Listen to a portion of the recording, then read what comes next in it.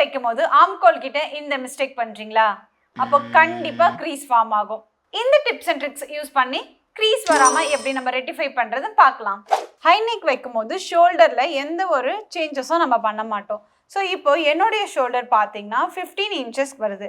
So அதுவே இந்த line தான் நமக்கு என்னதுன்னு பார்த்தீங்கன்னா பேக் அக்ராஸ்ன்னு நம்ம சொல்லுவோம். ஸோ பேக் அக்ராஸ் எவ்வளோ இருக்குது நம்ம பார்ப்போமா? 13.5 வந்திருக்கு. ஸோ இந்த கேல்குலேஷனை வச்சு எப்படி நம்ம பேட்டர்ன் போடுறதுன்னு வாங்க பார்க்கலாம். ஹை நெக்னா என்னன்னு பார்த்தீங்கன்னா காலர் நெக் 1 inchலேருந்து 4 inch நம்மளுடைய நெக்கோடைய டெப்த்து வந்து கீழே இறக்கம் தான் ஹை நெக் நம்ம சொல்கிறது. ஸோ இப்போ நம்ம ஹை நெக்கில் என்னென்ன சேஞ்சஸ் பண்ணலாம், அதாவது ஆம்கோல் கிட்ட அப்படின்னு பார்க்கலாம். இப்போது என்னுடைய ஃபுல் ஷோல்டர் எவ்வளோ 15 inches, அதை 2ஆல் டிவைட் பண்ணோன்னா எனக்கு 7.5 inches கிடச்சிருக்கு. ஸோ அதை நான் இங்கே மார்க் பண்ணியிருக்கேன்.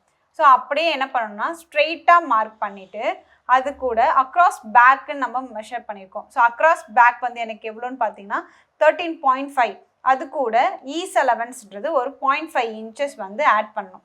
ஸோ ஆட் பண்ணிங்கன்னா எனக்கு 14 inches வரும். ஸோ இந்த 14 inches 2ஆல் நமக்கு டிவைட் பண்ணோன்னா எனக்கு 7 inches வரும். ஸோ இந்த 7 inches தான் இங்கேருந்து நம்ம மார்க் பண்ணணும்.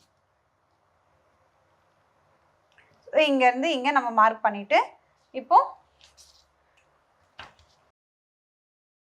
இப்படி க்ராஸாக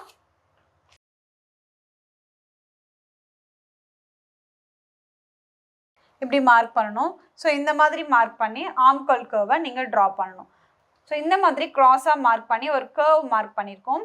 ஸோ இதில் இருக்க எக்ஸ்ட்ரா ஃபேப்ரிக் வந்து ரெடியூஸ் பண்ணி க்ரீஸ் வந்து ஃபார்ம் ஆகாமல் இருக்க போகுது.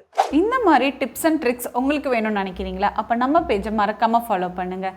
Stitch your dreams, design your future.